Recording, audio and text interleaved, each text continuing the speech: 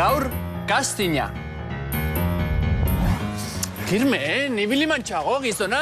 Goizean goiz eta korrika. Etxetik irten eta ia ez nauzu itxaron ere egin. Presaka gabiltzak, Kerman, askar ibili behar dugu. Presaka zergatik. Oetik atera nauzu eta oraindik ez diazu ezera azaldu. Ni banoa etxera, lotara berriro. Kerman, sekulako ezustekoa daukat zuretzat. Ikusiko duzu. Ezusteko bat? Ai, ikarotzen hasia naiz, Kirmen. Esaten ez badiazu, ez zaitut gehiago jarraituko. Ez hori xe. Bueno, kontatzen badizut, akabo sorpresa, Kerman. Zu zaude apur batean, eh? Ez dizu segundu bat gehiago ere itxarongo. Nazkatu nauzu, Kirmen? Bosta xola niri zeure sorpresak. Ondo da kontatuko dizut. Casting batean parte hartu behar dugu. Casting batean? Baina zera raio egiten dugu guk biok casting batean. Tontoarena egin nahi baduzu zu zeu gizona. Baina, Kerman, ezin didazu kalegin. Biok parte hartu behar dugu castingean. Ai, ez ni nahaztu horrelako saltxetan. Ez zaitu zorioneko casting horretara jarraituko eta kitxo.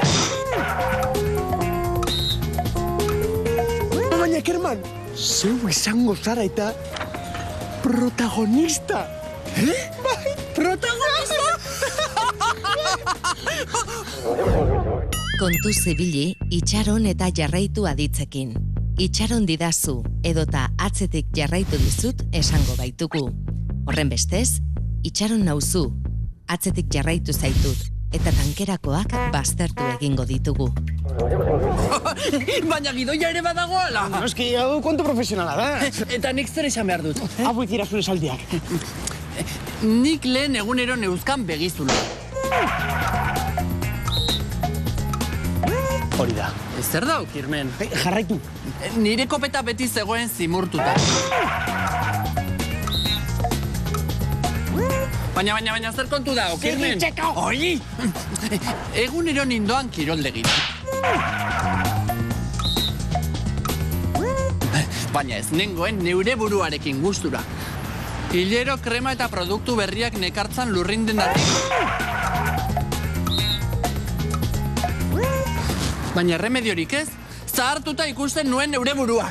Kirmen, zer demontre dau? Ba, iragarki bat telebistarako? Iragarki bat, baina zerena. Barraskilloen adurrarekin egiten diren krema horienak. Primeran usten dizute azala. Barraskilloen adurrarekin egindako krema? Hori nazka, nik ez dut horretan parte hartuko. Kitxo. Kerman, ezin didazu kalegin. Biok hartu behar dugu parte iragarkian. Kerman! Maiztasuna adierazten diguten aditzondoekin aditzaren aspektu ez burutua erabiliko dugu. Horren bestez, beti edukitzen nituen begizuloak, edota egunero joaten nintzen kiroldegira esango dugu. Beti neuzkan eta egunero nindoan esan beharrean. Kirmen, etxeraino jarraituko didazu ala? Kerman, ezin zara etxera joan, castingera lagundu behar nauzu. Ezin zara bakarrik joan ala? Lehen bakarrik joaten zinen beti alako txorakeriak egitera? Ez da hori utxe saltzen, pazientzia pizka bat, Pazientzia, lehen pazientzia handia edukitzen nuen beti. Baina zure txorakeriekin agortu egin zait pazientzia niri. Kitxo. Baina, Kerman, zu beharrezkoa zara iragarki honetan, Utzi segundo bat eta dena salduko. Ez ba, ez dizut gehiago itxarongo. Lehen beti egoten nintzen zure txorakerietan, parte hartzeko prest. Eta beti joaten nintzen zurekin alako erokeriak egitera. Baina kabo, gaur ez dizut jarraituko.